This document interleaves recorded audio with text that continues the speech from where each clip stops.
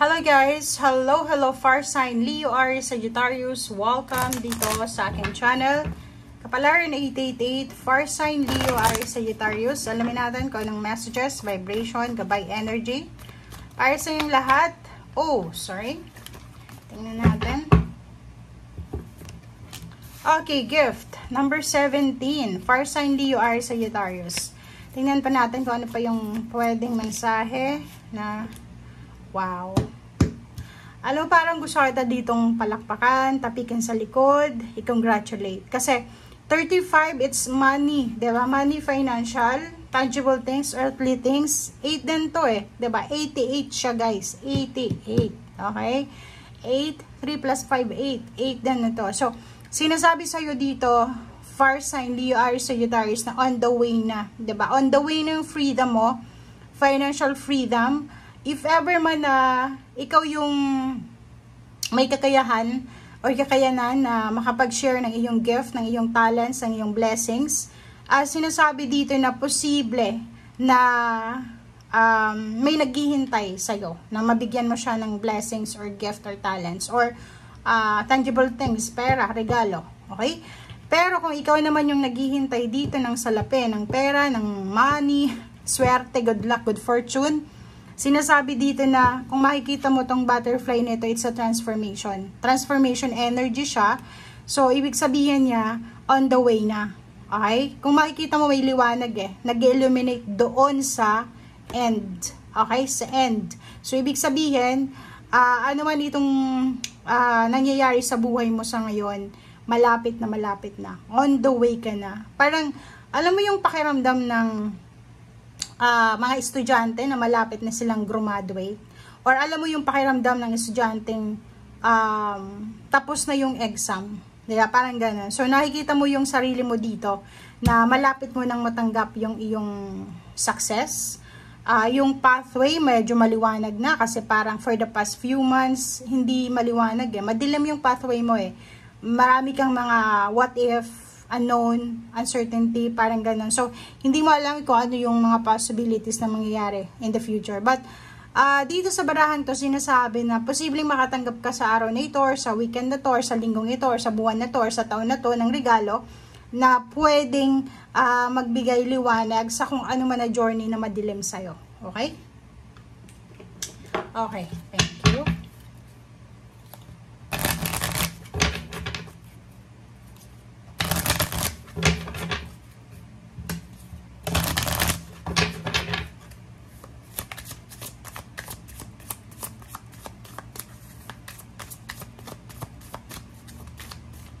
Far sign, tingnan mo, there's something better. So, may mas maganda na parating sa'yo.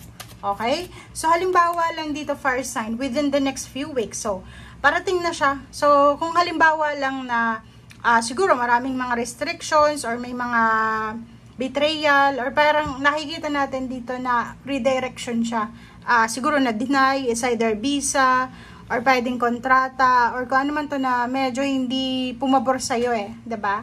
Sinasabi na huwag kang mag-alala kasi there's something much better na darating sa'yo within the next few weeks. So, etong sinasabi ng barahang ito is parating na siya within the next few weeks. Pwedeng makatanggap ka ng proposal, money, pwedeng may magpautang sa'yo, pwedeng may mag-share ng blessing sa'yo, pwedeng may magbigay sa'yo ng pera, magbigay sa'yo ng pagkain, or pwedeng magbigay ng oras sa'yo, or kano po man.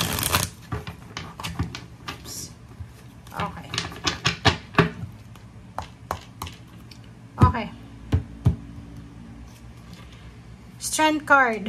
Wow. So, ang strength card na to ay nagsasabi sa'yo, far sign Leo, Aries, Sagittarius, na yung strength, yung kalakasan is on the way na papunta sa'yo. So, if healing ito, like for example, masama yung pakiramdam mo habang nanonood ka sa ngayon, parating na yung healing sa'yo.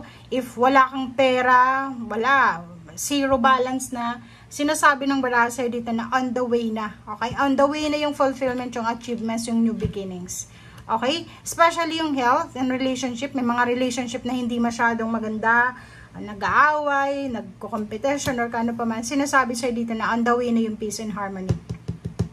Queen of Swords, may kailangan kang bigyan ng pansin, may kailangan kang bigyan ng focus, may kailangan kang bigyan ng panahon, ng oras, ng atensyon. Okay? So, comment down below. If nanonood ka sa ngayon, tapos eto yung barahang sinasabi sa'yo, baka kailangan mong bigyan ng atensyon yung mga habits mo. May mga unhealthy habits ka siguro, lalo sa mga pagkain.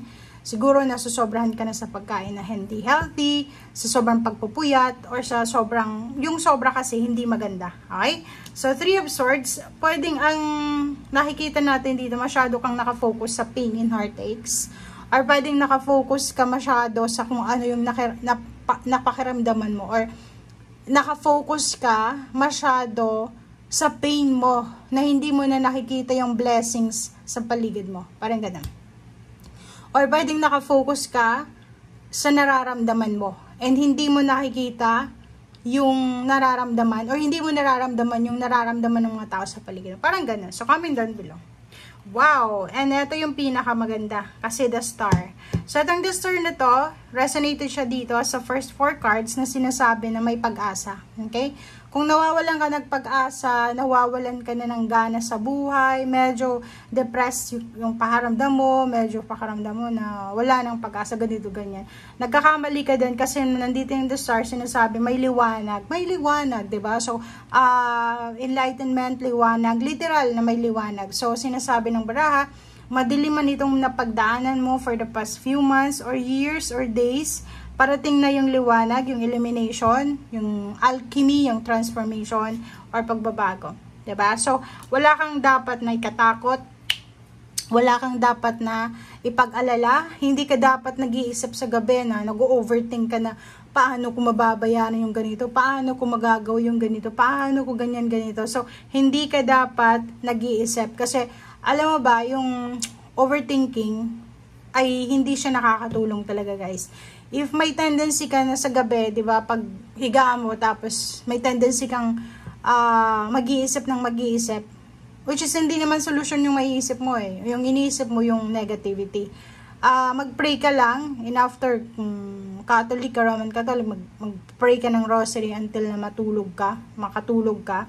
Kasi pag hindi ka or hindi mo dinivert itong attention mo, talagang kung focus mo lang yung pain and heartaches, yung focus mo lang yung what if, yung problema, talagang hindi ka makakatulog sa gabi. Okay? So, iwasan mo yun. Oh, the Tower. So, sinasabi ng baraha sa'yo dito na ano man itong pinagdadaanan mo sa ngayon, napagdaanan mo na yan dati pa. So, hindi na yan bago sa'yo. So, hindi ka dapat na nag-aalala or hindi ka dapat na parang alam mo yun na nawawalan ka ng pag-asa kasi, 'di ba, napagdaanan mo na eh. Parang sasabihin mo na duman na ako dito eh, nangyari na to. So bakit ba ako matatakot? Bakit ako mag-aalala, 'di ba? So sabi sa iyo diyan ng baraha, make sure na huwag tayong masyadong naka-focus sa negativity.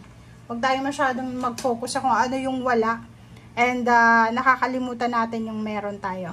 Okay? So 'yun, smudge natin. Para kung ano man itong nararamdaman mo ay mawala na yan. Okay. Okay. So, sa ilalim niya is King of Wands. So, sinasabi sa'yo dito, maging masipag ka lang. 'Di ba? Gawin mo kung ano yung ginagawa mo sa ngayon na nararapat mong gawin. Walang imposible sa taong masipag. Walang imposible sa taong may tiyaga. Okay? Thank you guys and see you again. Bye!